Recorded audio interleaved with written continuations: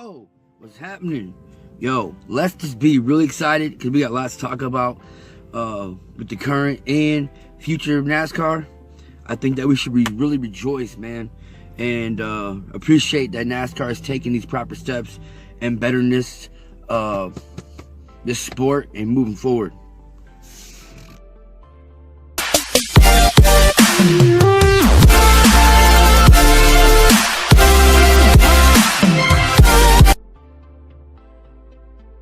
Man, what's happening, y'all? Let's open up with some exciting news. I think we should be really happy about the future of NASCAR. 2020, we got a brand new schedule coming out. It's not new tracks, it's just different orders for this. I did see that a couple resources, it said, it has reported that NASCAR has turned down Monster Energy for being the main sponsor for 2020. That they have a new commitment, to 3-tier commitment. So I'm not exactly sure what this model consists of because there's no details at this point. But I think it's pretty cool that NASCAR is taking steps to do something different with this company. It's going to be called NASCAR Cup Series starting next year. So we're going to have to wait and see exactly what the details are. I know this news came out, a few weeks back, but I think the new schedule switch up is kind of unique and it's different because it does still remain Daytona's opening for the 2020, but then it goes straight to the West Coast swing. Then Atlanta is being the 5th race. Then it's crazy because we're used to seeing Homestead as the championship race, but now they're the 6th race of the year. So we're gonna have to really see how that plays out. Then we got Martinsville being on May instead of March. So it's kind of unique. It's Mother's Day weekend. Then what's crazy is we got Pocono going back-to-back days.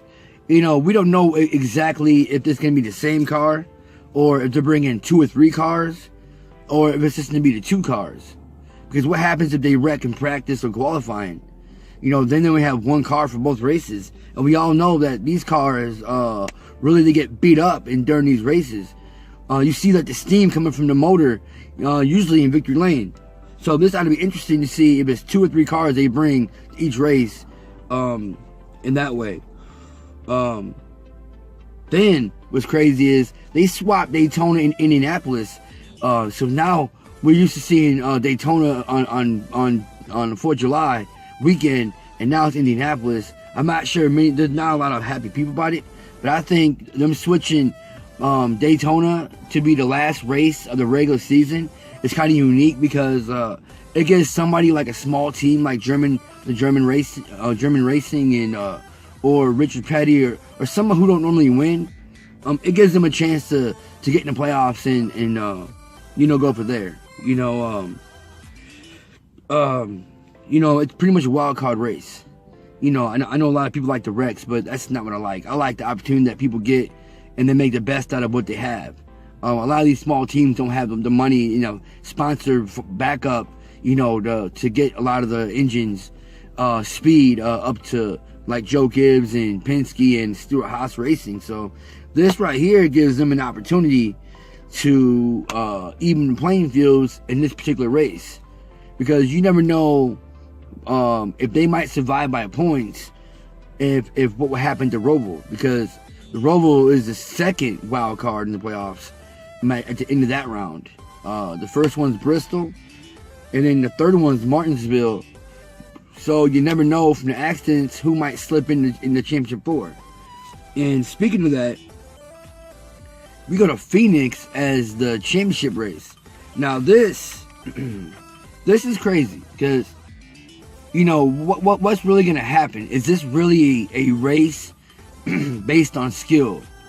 And how's this package gonna play out as far as that? We've seen this year that what can happen is it could be 1 or 2 cars that basically they're gone.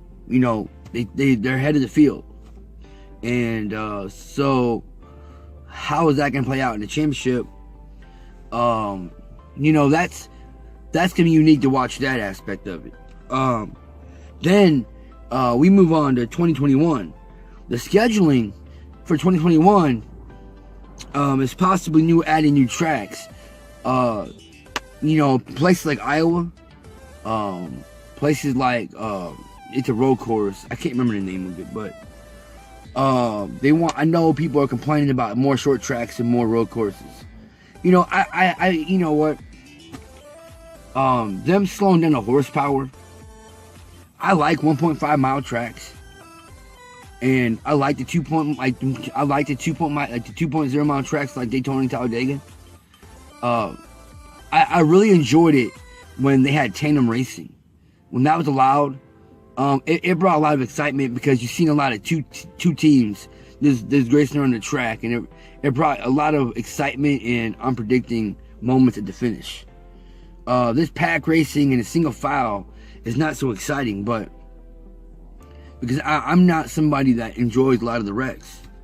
You know, it brings a lot of carnage to these people's finances, man. And so, I mean, what could we see? Is it possible that NASCAR brings back some Winston Cup tracks like, you know, Wilkesboro or some of these other tracks? It don't really look possible for Wilkesboro. That place is so beat down. But what about Rockingham? Is that a possibility? I mean, it would be nice, because I'm gonna tell you something, man. I'm gonna be honest. I wasn't a NASCAR fan back then, but I seen some of the old school racing from Rockingham and Wilkesboro, and I think that Wilkesboro, it could be a very exciting renovation, and I think if NASCAR pursued that, I think it would bring a whole lot of old school feel back to NASCAR. A lot of people complain because they call this stock car racing, but the cars don't look very stock anymore. It's more modern day. It's just like a cover that looks like just the front of the car. But it's like, what if you went back to stock, like how they did back in the 60s and 70s when it came out the showroom floor? That would be interesting too. Other news we have is exciting is Gen 7.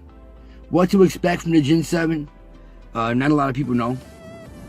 I know that I was watching the Dale Jr. Download podcast, and I was listening to one of the presidents, Steve Phelps, I think it was, and he said that it's possible by 2022 they should have the engine ready for the Gen 7. So I think that we should really focus on looking to the future, and instead of looking at the current situation right now, like the empty seats and you know, the package we're running now, because I still think that it brings a lot of joy. I think that it brings a lot of character. I mean, really, it's you know, they might not. It might be open throttle, you know, which they're not used to in the corners. A lot of these bigger speedways, but I think that we need to accept some of the changes that's going on rather than complain about it, and enjoy it, and still hold on to that passion for racing, because really, I mean, it's an attitude issue. I mean, in life, things don't always go our way, but we can still enjoy it. You know what I'm saying? So, like 2019, what are we learning so far? That Penske and Joe Gibbs Racing have been dominating this year. You got Kyle Busch with 3 wins, Hamlin with 2, you got Keselowski with 2, you got Logano with 1. So I don't believe that Stewart-Haas Racing is far behind. I mean, they're right there. We've seen what happened with Harvick at Bristol when he got penalized because he failed the inspection 3 times and had to do a pass-through penalty on the first lap. He was down 4 laps and got back on the lead lap on the very last caution, and he still, man, what happened? This man was passing the leaders during the race and getting back laps, but his car slipped up and he smacked the wall. I mean, he was that close, man, to where when we seen the speed in his car, it's possible that Harvick's car would have been, he might have had a chance to win that race if he would hang on to that, you know, that 1 lap down at that moment, but since he smacked the wall, it put him back 2 laps. So what do we know? That Stewart-Haas and Ford are slowly getting back up and slowly catching up, and when they do, it's dangerous. You see what happened last year. Kevin Harvick had 8 wins. He tied with Busch for the most wins, and you see what happened. So Logano won. And what people need to understand about this is, I'm going to say this real quick, is just because you have the most wins doesn't mean that you get the victory.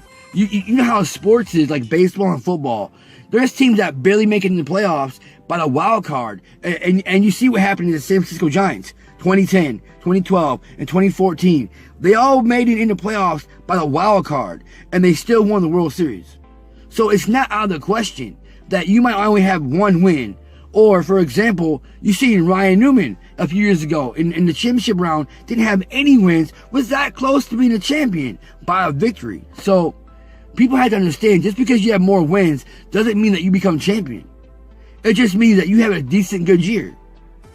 You shouldn't base your success off of wins. I mean, like you see what happened last year in the playoffs. Joey Logano turned up that heat on him. He was the most consistent player and driver in the playoffs. Best average finish, got the win when it mattered, and won the championship when it mattered. You know what? It's like Busch. He didn't have the fastest car this year at Bristol. But what happened? He got in a situation where he had an opportunity, he took it and won. Was he the fastest? No. So, all I'm saying is, you need to cut some of this stuff slack, straight up, you know? But, like I said, we have a lot to look forward to and a lot to enjoy. I love you guys, man, and I really hope y'all reconsider your attitude toward NASCAR. Let these guys do what they do. Let's not bicker among each other, man. We're supposed to sit side by side and enjoy racing. This is what it's about, enjoying the sport, man. All right, man, y'all have an awesome day. I hope to help some of y'all, man. Hope you enjoy. Yeah.